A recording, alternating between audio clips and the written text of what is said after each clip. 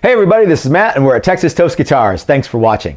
So Chris and I have returned from the 2017 Winter NAMM show. We had a blast there, took a lot of cool pictures. Let's get right to it. We spent a lot of time at the Fender booth, which is gigantic. They are not messing around at Fender. So one of the things that we wanted to look at, so hold on, let's back up. Most of the Fender booth was custom shop stuff. And I can assure you that the relic instruments that I love so dearly are alive and well. But what we really wanted to see at the Fender booth was the new American Professional series. I think that this is going to supplant the American Standard stuff. It's at the same price point. Looks really cool, and I think there's a lot of neat stuff that you're gonna like on these. So of course it's the Stratocaster, the Telecaster, the P-Bass, the Jazz Bass, and they've got the offsets too, the Jazzmaster and the Jaguar. So nothing new there.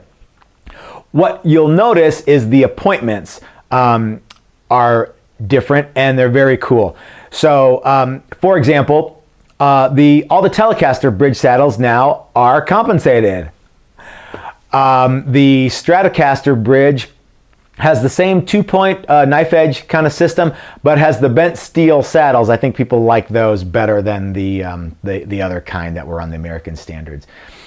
Let's see, the offsets were particularly interesting to us because, you know, we build a handful of offsets here at Texas Toast. Looks like the Jazzmaster and Jaguar bridges are now that kind of Mustang style, but they have radiused the bridge properly for the fretboard. Now, not that they were improperly radiused before, but when you take something from one guitar and you try to put it on another guitar, it may or may not line up. So now you've got the 9.5 or 10 radius on the board, and you've got the 9.5 or 10, whatever it is, on the bridge. So everything jives.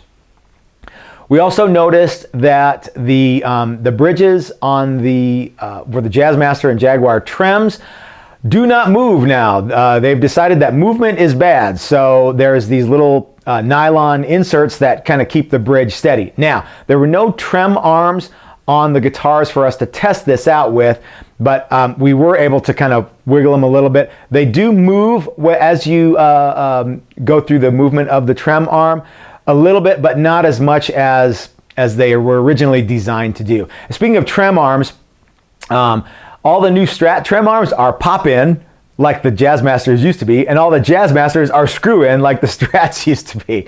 So I get why they do that. I kind of wish they would have just rethought the Jazzmaster trem arm a little bit and maybe made it a little more, maybe made it, I don't know, you know, stick in a little. Anyway, so we're going to give Fender a pass on that. They got some good stuff going. The basses, the bridges on the P-Bass and Jazz Bass are a little higher mass bridge now than the bent steel thing. So I think those are going to be real popular too. One of the things that we noticed on the American Professional series, all the guitars that we picked up were really heavy.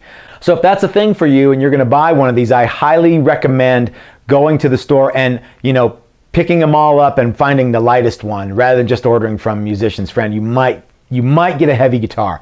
So we got a handful of more videos about the Fender area because it was so big, but let's go ahead and wrap this one up by saying that yeah, there's a lot of cool stuff going on with the new American Professional series.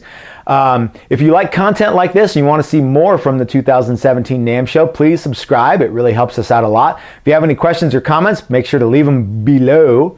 And this is Matt at Texas Toast Guitars reminding you that if you're so smart, build it yourself. That's what I do. Thanks for watching, everybody. Come on!